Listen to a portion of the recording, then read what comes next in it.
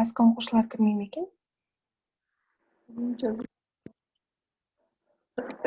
кіру керек.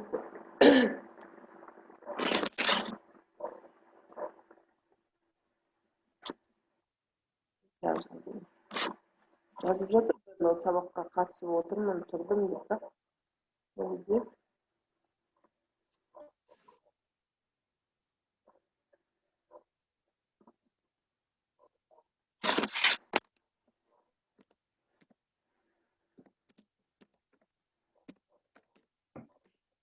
Сәлет апай. Саламатсыздар ма?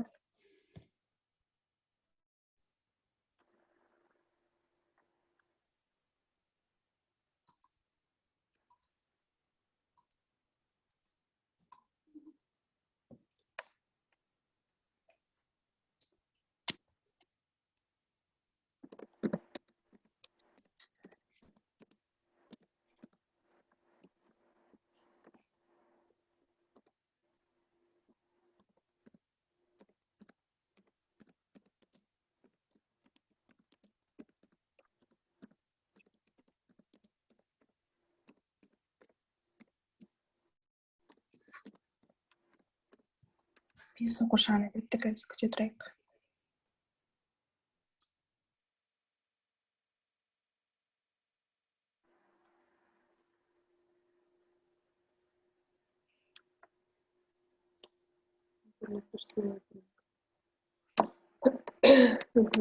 Biz okuş oturum.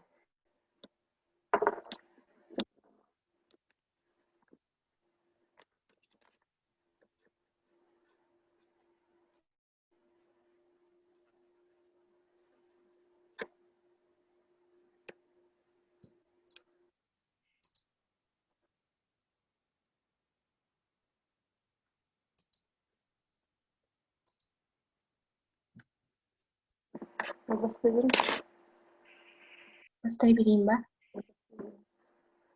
Жақсы. Саламатсыздар ма? Қабылдап жатырсыз? Ау апай, иә, қабылдап жатырмын. Иә.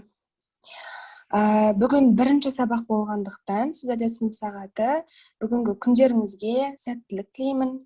Бүгінгі сабақтарыңызға үлкен жетістікке жетіңіздер. Бүгінгі сабақта жақсы, сәтті өтсін деген тілекпен бүгінгі сабақты бастайық, иә? Біздің бүгінгі тақырып бұл жол жүру ережесі. Жалпы бұған дейін біз жол жүру ережелерімен таныспыз ба? Иә. Таныспыз, иә. Ендеше осындай бірнеше сұрақтарға жауап беріп өтсек. Бірінші, көшеде жол жүру ережесін білу бізге не үшін қажет? Апай, себебі ол біздің өзіміздің қауіпсіздігіміз үшін.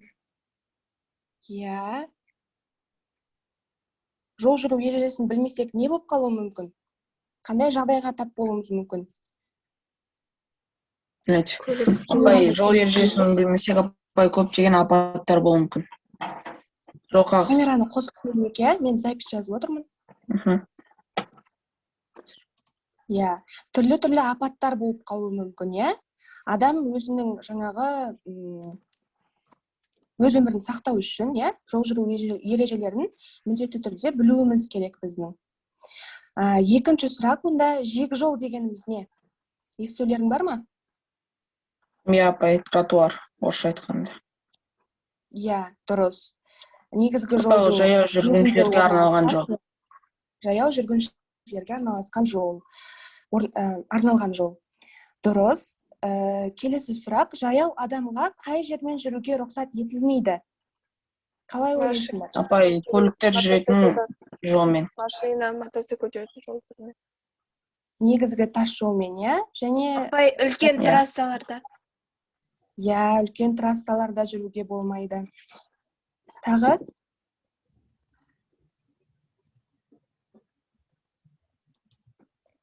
Жолдың шетінде тағы велосипедке арналған жолдар болады, иә? Ол жөнмен де жүруге болмайды.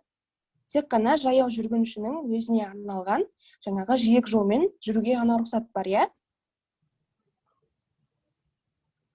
Иә, апай. Келесі сұрақ, көшеде жүру тәртібін кім басқарады? Көшеде жүру тәртібін апай милиция басқарады, полиция. Иә, маи қызметкерлері басқарады, бірақ әр жолда маи қызметкерлері тұрмайды ғой бізде. Апай, не, жол белгілері. Знак. Және әр жолдың бойында орналасқан не бар еді бізде? Бағдаршам апай. Иә, дұрыс. Бағдаршам, иә. Біз бағдаршамға қарап та өзіміздің бағытымызды білеміз, өзіміздің не істеу керегімізді білеміз, иә. Соңғы сұрақ, көше қиылыстарында қай жерлерден өтуге болады? Өттіңдер ма сендер? Екі көше қиылысып тұрған кезде қалай өтесіңдер? Апай, бағдаршамға қарап, арналған жермен өтеміз. Апай, немесе жер асты жолымен өтеміз. Жер асты жолдары жер асты немесе жер үсті. Жер үсті жолдары бар. Ондай көпірлер болмаса қайтеміз? Апай, бағдаршамға қарап. Тек қана бағдаршамға қарап өте береміз бе?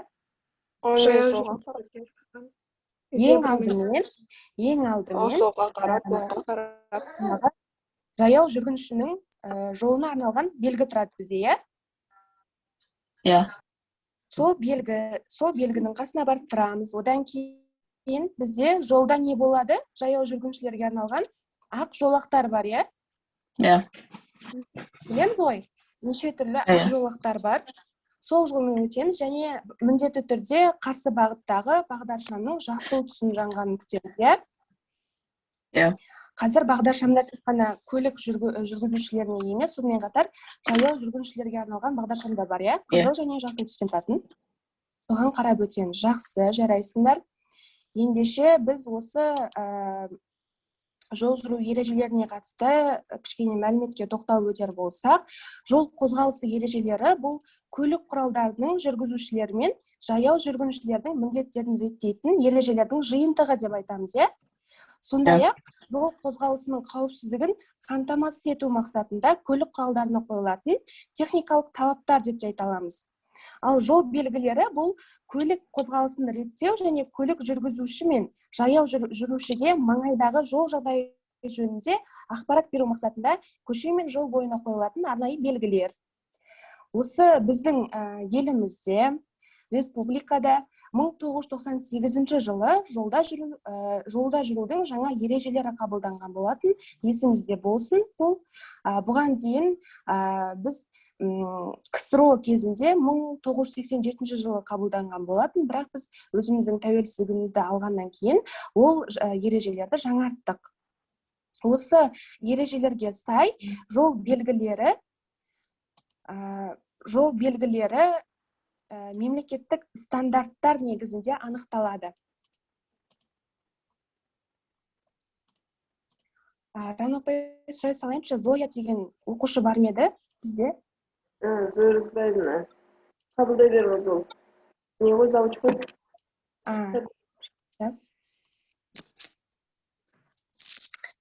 Таныс болдық, иә? Осы айтып кеттік, стандартқа сай жол белгілері бізде 7 топқа бөлінеді деп, иә? Иә. Осылардың бірең сараңына біз тоқталып өтсек, біріншісі көрініп тұр ғой, иә? Нұрбек, оқи қойсаң? Ескерту белгілері жолдың қауіпті бөлігінің жақындаған хабарлайды. Ол айналасы қызыл жолақпен көмтірілген ақ түсті тең қабырғалы үшбұрыш түрінде жасалып, ортасына қауіп түрін айқындайтын шартты белгілер салынады. Иә, дұрыс. Мына суретте көрсетілген белгілер бізге таныс па? Иә, апай, таныс. Білетіндеріңді айтып өтсеңдер. Біріншісі қандай? Жаяу жүргіншілерге арналған. Жаяу жүргінші. Апай, екіншісі балалар жүгіріп өтуі мүмкін деген ескерту. Иә, бұл белгі көбінесе қайда орналасады?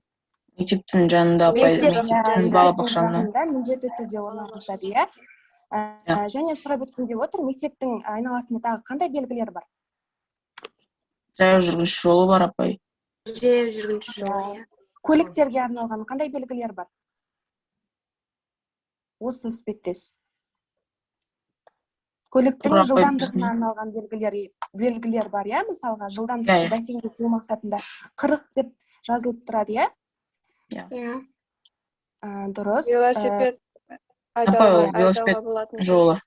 Иә, мынау. Велосипед айдау. Апай, жұмыстар жол жүру жұмыстары. Иә, жолда жұмыстар болып жатқандығын көрсетеді, иә? Мынау? Неге ұқсап тұр Апай, өзі? апай, ол белгі береді. Нендей. Иә, бір қауіптің бар екендігін білдіреді, Иә. иә? Бір ескертіп тұрады. Жақсы, тағы Иә. қайсысын білеміз? Апай, ол екінші қатардағы ең біріншісі апай, ол кольцевое движение, апай, ол машиналар бір домалақты Айналма айналады. жолға арналған. Иә, айналма. Дұрыс. Мына бағдаршам. Бағдаршам. Мына Апай, екеуі бұл қалай? апай, бұрылыс. Поворот болады. Иә, апай, біріншісі Иә, плавный, екіншісі бағыты, апай, иә? тез. Иә, мынау білеміз бе? Апай, мынау машинадан не ұшуы мүмкін, тастар. Иә, тастар ұшуы мүмкін. Мынау? Апай, ол жолдың жаман болу, тайғақ болу. Иә, тайғақ болуы. Жақсы, жарайсыңдар. Өте жақсы біледі екенсіңдер. Келесін Алина оқи қойшы. Басымдылық белгілер. Көше қиылыстарын, жолдың жіңішкерген бөлігін, кесіп өту кезектілігін белгілейді. Дұрыс. Мына белгілер таныс па сіздерге? Иә, бәрі емес бірақ апай. Бәрі Иә, бұл бізге қатты міндетті емес қазіргі уақытта, себебі бұл көбінесе жаңағы көлік жүргізушілеріне арналған белгілер деп айтамыз, иә? Мынау жаңағы бас жол, главная трасса деп айтамыз ғой? Бас жолдың белгісі, мынау бас жолдың бітетіндігінің белгісі, одан кейін мыналардың барлығы жаңағы көшенің қиылыстарына байланысты, бас жолдың бойында кездесетін көшелер деген сияқты белгілер, иә? Мынау жаңағы жол бер деген белгі, мынау жаңағы аялдамасыз қозғалысқа тыйым салатын белгі. Апай, ол стоп поездардың жолдардың алдында болады. Иә, дұрыс. Келесісін айтайық.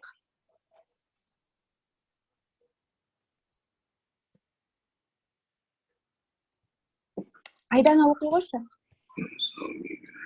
Мотоциклдердің қазір апай тыйым салу белгілері жолдағы көлік қозғалысына белгілі бір шектеулер енгізеді, немесе бұрын қойылған шектеулердің күшін жояды. Олардың пішіні дөңгелек болады.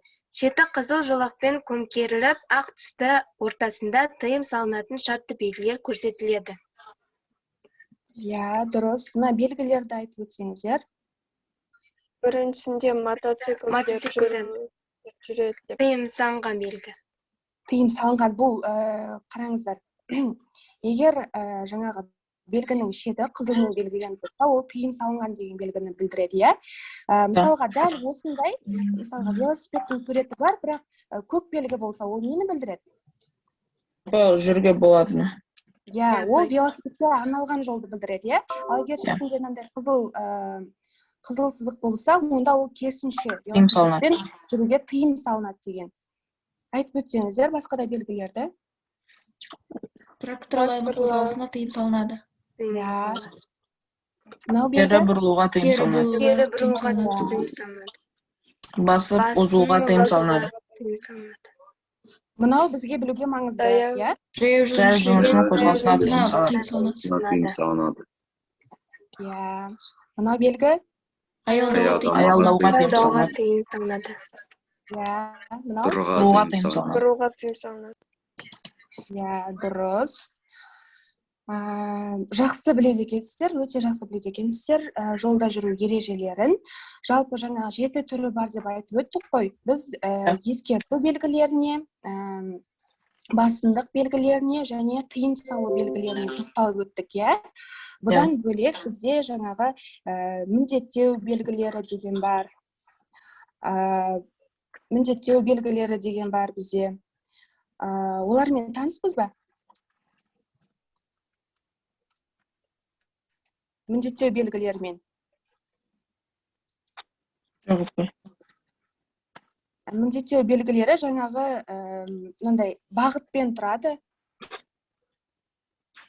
тік қозғалыс, оңға қозғалыс, солға қозғалыс деген сияқты естулеріңіз бар ма? Бұл Иә, енді иә. көбінесе көлікке қатысты болғандықтан мен бұларды кіргізіп отқан жоқпын, бірақ сіздер бұны жақсы білгендіктен мен сұрап отырмын. Одан кейін бізде ақпараттық көрсеткіш белгілері бар. Оны білеміз бе? Ақпараттық көрсеткіш белгілерін білу керексіздер, себебі Иә, көп түстес жаңағы автобустың суреті тұратын, иә, мысалға. Иә, аялдама қандай екенін жерде? көрсетеді. Иә, аялдама екенін көрсетеді. Аялдама екенін көрсетеді.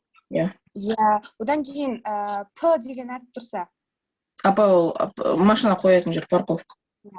иә, паркинг, иә. Иә. Одан кейін жаңағы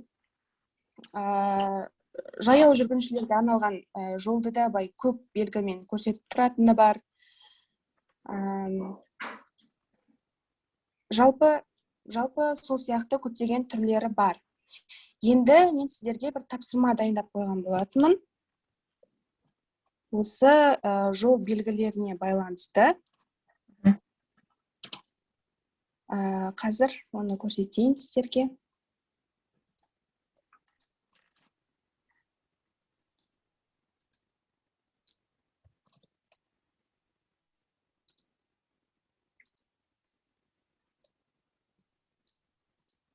Қазір көрініп тұр ғой, иә? Иә. Осы сайтпен таныс болыңыздар. Алдағы уақытта мен көп тапсырмалар берем бұл сайттан.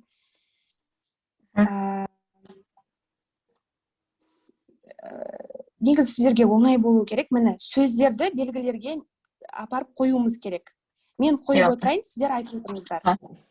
Ең бірінші Велосипедке. Бая көктің ішінде велосипед тұр. Велосипед, иә, міне дұрыс. Одан кейін жаяу жүргіншіге тыйым салынған. Қайсысы? Апа, міне адамның қызыл ішінде тұрғаны. Иә. Сыныптары. Құрметті практикант апайы, кішкене қысқартып жіберсеңіз, өйткені қазір уже 9 минуттан кейін сабақ аяқталады. Мен 8-ші Б сынып оқушылармен сөйлесейін деп едім.